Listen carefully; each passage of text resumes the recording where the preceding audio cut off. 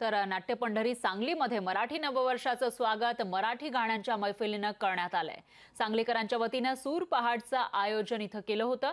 यावेळी मराठमोळ्या श्रोत्यांनी मोठ्या प्रमाणामध्ये हजेरी लावली आणि मराठी नववर्षाचं जल्लोषात स्वागत केलं। दरवर्षी पाडव्याला पहाटे नव्या वर्षाचं स्वागत करण्यासाठी गीत गायनाचा कार्यक्रम आयोजित केला जातो।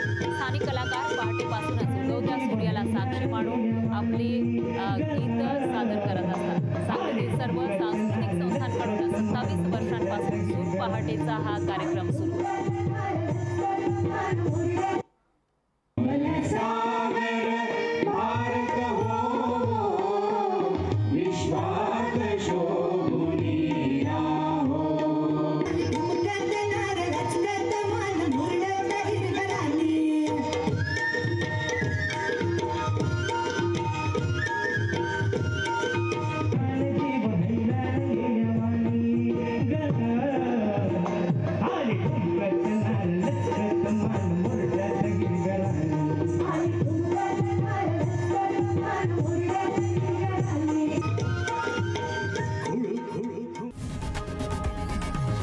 लोकशाही मराठी ऐका, पहा, जागरूक रहा।